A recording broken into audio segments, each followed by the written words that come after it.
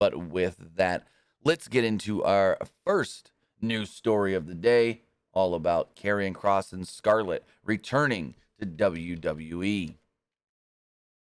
According to Mike Johnson over at PW Insider, Johnson does report Karrion Kross and Scarlett have been officially added to the WWE's internal SmackDown roster. Kross will be positioned as the number 2 heel behind Roman Reigns, PW Insider is told. Scarlett will be managing Kross and isn't currently planned to be wrestling regularly, but obviously the door is open for that. PWInsider.com is told that after the pair was released last year, there was regular communication between them and WWE, so the change in power worked in their favor. Because if there is, basically what that means is if there's constant communication between them and WWE, but WWE never brought them back, then that's because the old regime didn't want to bring him back. But as soon as Triple H and his people took over, bing, bang, boom, Kross is back instantly, basically. There we go. Also, Kross is expected to complete, Kross and Scarlett are expected to complete their independent wrestling appearances as much as possible. So it doesn't mean they're going to complete all of them, but as much as possible. And we do know that they will not be wrestling for the Wrestling Showcase, as Wrestling Showcase put out a tweet over the weekend stating,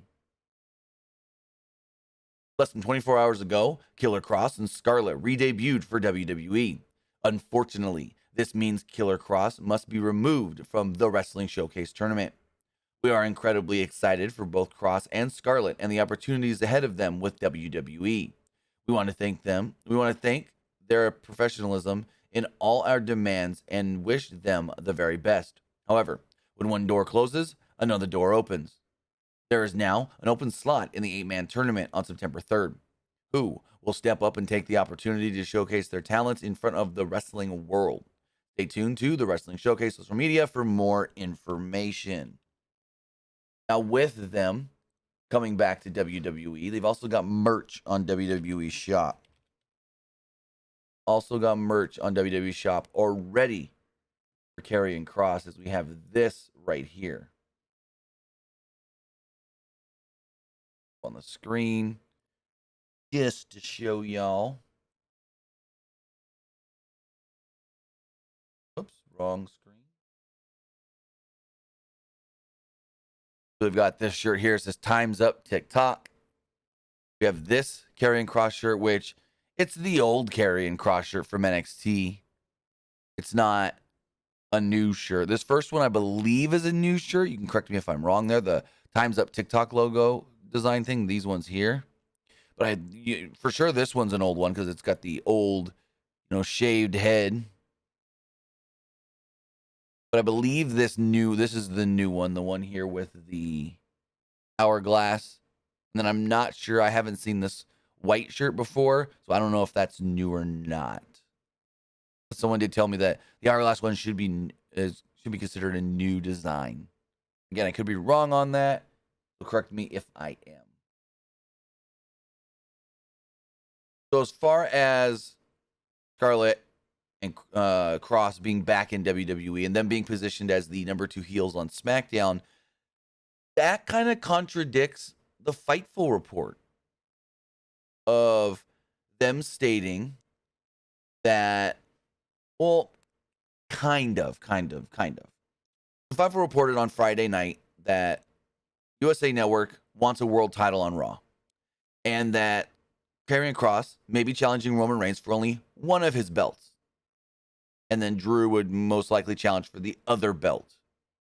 So that led a lot of people to think, okay, is Kross going to beat Roman for one of the belts and then move over to Raw with the title? Maybe. But if he's listed on SmackDown as the number 2 heel, then could they have been thinking Kross doesn't beat Roman for one belt, but Drew beats him for the other belt, and then Drew goes to Raw with that belt? Maybe. That would make less sense because it's like Kross ain't listed, like Kross has just been brought back, so he's not on a brand where Drew has been on the SmackDown brand since last year. So We'll see how all that does play out, and if that even does happen with Kross challenging for the belt. They put Roman on notice. They put the hourglass on the edge of the ring and stared up at Roman and the Usos. So it looks like that. I don't think it's going to be a triple threat. So here's what some people have suggested since Friday: triple threat at Clash of the Castle.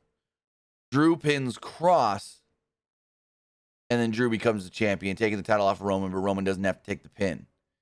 I wouldn't like that. I want straight up Roman and Drew, whether it's for both titles or one title, which it should be for only one, to be honest, because when Becky was the champion, mostly she was only defending one of her titles. Because remember, Becky was a double champion. She lost to Scarlett, the SmackDown title, and then Bayley cashed in on Charlotte, becoming the SmackDown Women's Champion. But that's the thing that's been weird, is Roman's defending both. Well, he's only defended once, both titles, which I guess it makes sense defending both against Brock.